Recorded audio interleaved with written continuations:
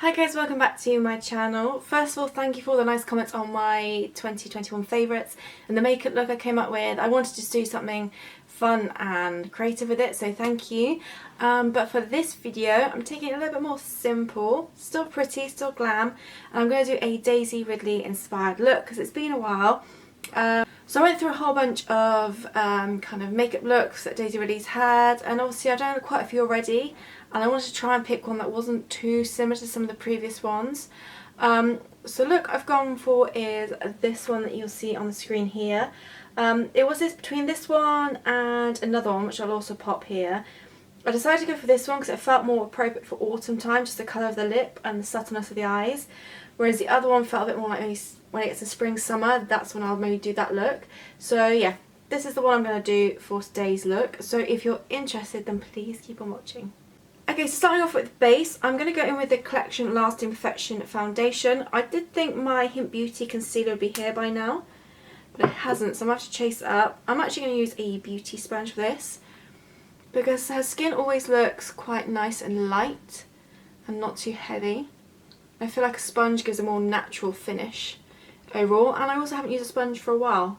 I've been kind of stuck with, or not stuck with, I've been kind of liking using brushes, so I thought I'd use a sponge again.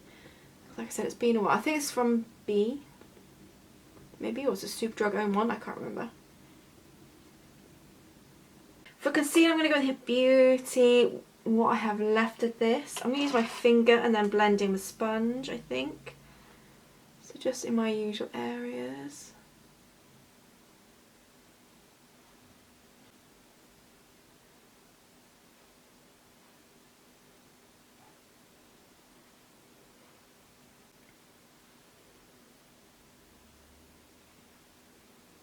Okay, then I'm going to go with bronze. It definitely looks like she's got a little bit of bronze around the skin, but quite a light one.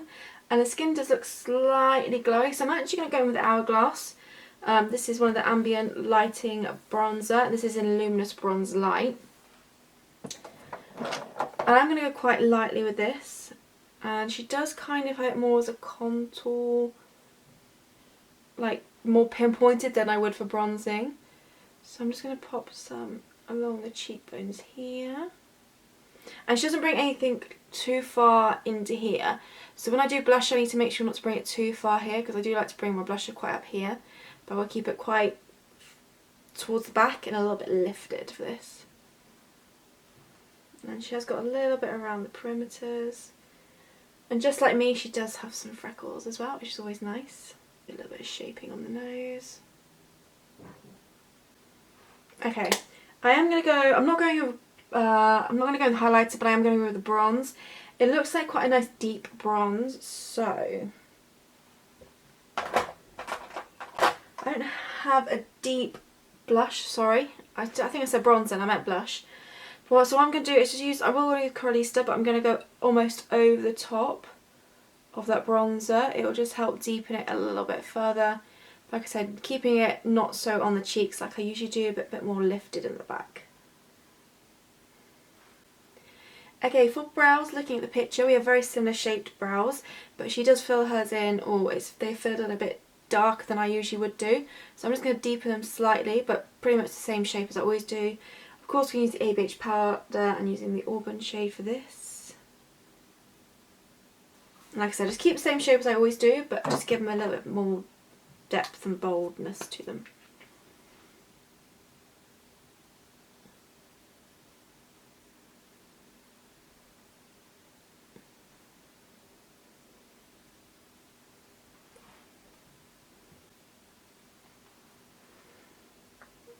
Yeah, they're not quite as feathered at the front as mine can be.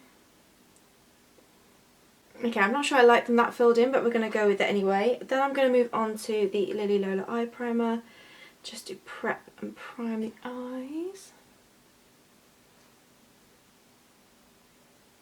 Okay, I'm actually going to go back in with the bronzer, first of all on the eyes. Zoom in. And I'm going to just use this just to kind of define the crease a little bit, and just add a little bit of depth there, nothing too much. Because there's not too much going on the eyes. That is definitely way too much, so I'm going to have to like blend that out maybe use something to really soften that. The only other thing she's really got going on her eyes is there's some kind of like soft black liner that just goes across the upper lash line, stops about and fades in about here. Doesn't wing out, it's just more just to define the upper lashes. And it's quite a soft black colour. So for that I'm actually going to use the eyeshadow and eyebrow powder. So I'm going to go with Granite and take the darker shade because it will be a much softer black. And I'm going to use a pencil brush for this. And tap off. And just go across the upper lash line. And on the outer portion it is brought relatively high up and then just kind of fades down into the lash line.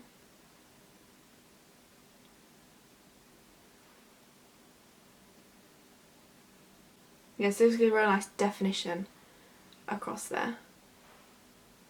What I am going to do is take the fluffy brush though and just soften those edges slightly.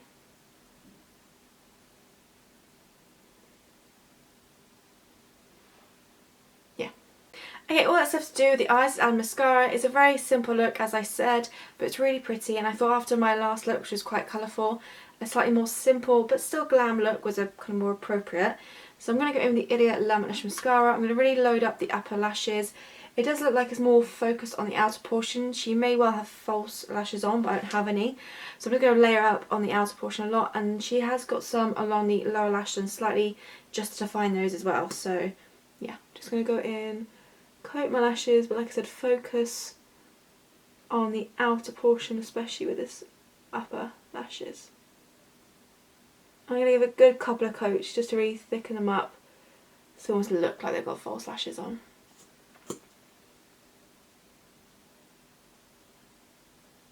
Okay, finally is lips. Now, I think I'm going to have to do a bit of a combination to get the right lip colour, but Wine Cup definitely springs to mind when looking at the lip colour, but I feel, oh, actually it may work, but I feel there's a bit more pink in it than what I've got, so I may do a combination. I'm going to start with Wine Cup first, see how it looks, and I might have to incorporate another colour afterwards.